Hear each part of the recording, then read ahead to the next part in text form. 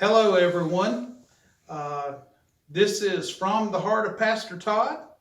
And as we begin here this evening, uh, let me tell you, sometimes the stories of a pastor can be good, bad, funny, and confusing. But this story is dealing with tonight when we're recording this. I felt like the Lord said, I have a story for you to share with the people. I'm like, great, God. What's the story? Silence. So, what do you do when the Lord gets silent? You start trying to help him. Yeah, that didn't work well for me either. So I'm looking at all these books that I've got there at my desk, and I'm reading all these. I even went to the internet, started looking. Guess what? Nothing. So I decided, well, I'm going to write this little piece, and I'm going to share that, and then I'll do a devotional, and then we'll let it go. Well, I'm getting ready to come and meet Karen over here, and I'm sitting at my desk, and all of a sudden the Lord says, okay, here's your story. It wasn't in a book. It was just something that I'd heard a long time ago, and the Lord said, this is needed during our time that we're in. The story is about a young lady, her and her friend. It was one Friday evening, and they had just gotten out of school, and her friend and this young lady decided that they were going to go eat. So Mom and Dad give them the keys to the car, tell them to be careful. And of course, this was in the days before cell phones, and just told them to be careful. Well, what happens is they go out and they go into town, and they're sitting at a restaurant and they're eating. And as the two young girls are sitting in the restaurant eating, they happen to look outside and they start seeing a few men begin to gather. Well, they didn't really think much about it, and then as they were getting ready to get up and go, they paid for their meal, and then they walk out to the car. And once they got in the car, there was about 4 or 5 men that got around their car. And they began to talk the girls. And they began to, call them mama's babies, daddy's girls. They tried to crank the car, and the car didn't want to start. Well, the girls were scared. And I'm sure that there were others that was around, and maybe the guys were not meaning anything by it. Maybe they were just trying to give them a hard time. Don't know, but they were in a pickle. The dad of the young lady, he was at home. He was just working around the house, and all of a sudden, God placed on his heart a burden to pray. He didn't know what he was praying for. And all of a sudden, he goes out into the garage and gets by himself, and he begins to call out to the Lord. Lord, I don't know what I'm praying for, but you've told me that I needed to pray. And he prayed. And he began to pray extremely earnestly. Well, about the time he is praying, the girls are scared. There's some men around their car. They've tried the car one time and it wouldn't crank. And in the desperation, the two girls reached up and they hit the switch once again. And when they hit the switch this time, the car cranked up. They drove off. As they're driving home, the two girls were talking about how scary that situation was. They were talking about the fact that they didn't understand what was going on, why they were doing that to them. It wasn't like they were trying to break into the car or anything like that. It was just more of a taunting.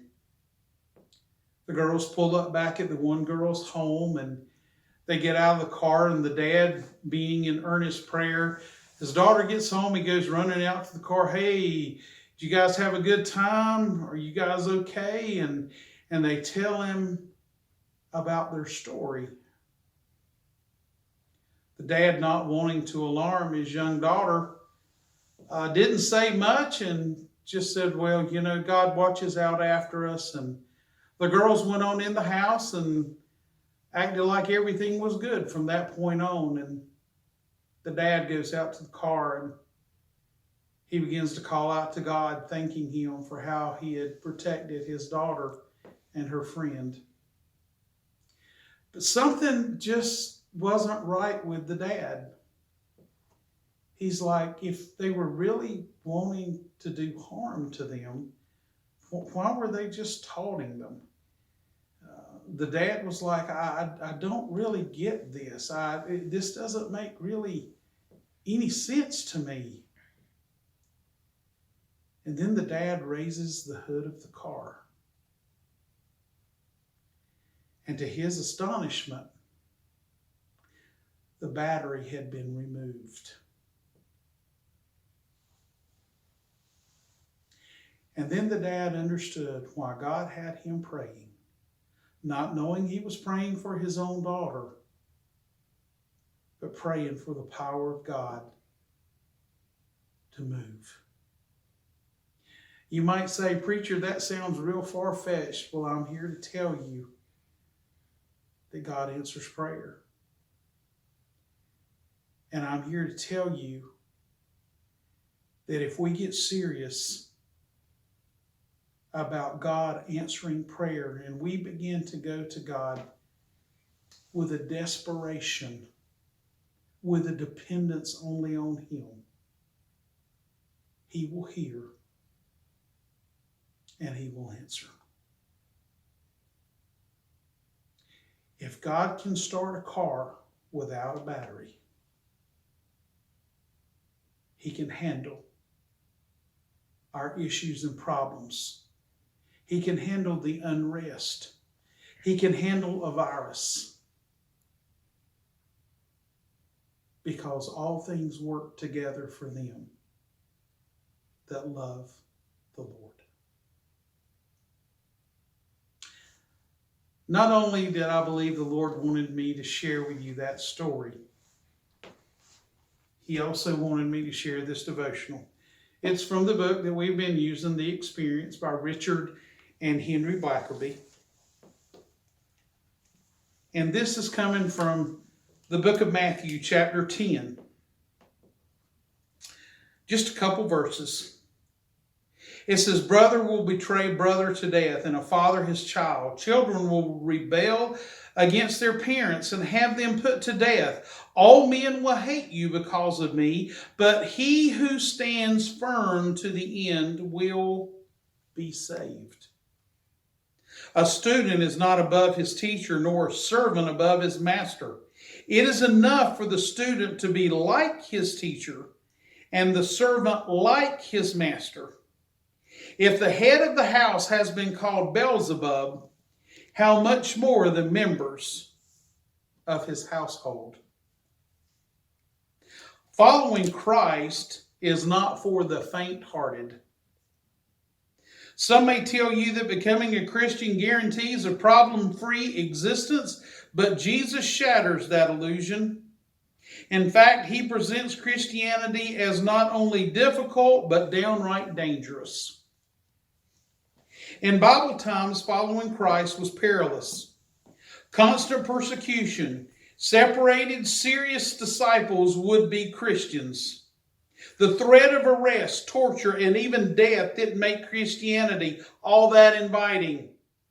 People took their commitment to Christ very seriously because their lives and their lives of their family members were on the line. Yet thousands and thousands of people considered it worth the hazards to know God personally. Christ himself was hated and persecuted, so his disciples didn't expect that they would avoid persecution themselves. Times have changed, but persecution still separates the true disciple from the wannabes. In some parts of the world, being a Christian is still a life-threatening venture. But for most of us, it's not as dangerous. Still, there is a cost involved in following Christ, and each of us has to decide if knowing Christ is worth the price. Is your faith costing you anything? Are you willing to stand up for Christ even when it's unpopular and not the thing to do? Will you remain faithful to Jesus even if it causes you to lose friends? If you are truly Christ's disciple, you will pay a price, but stand firm. The reward is worth the cost. Words from the Lord for each of us tonight. I hope that you guys have a wonderful evening and have a great weekend.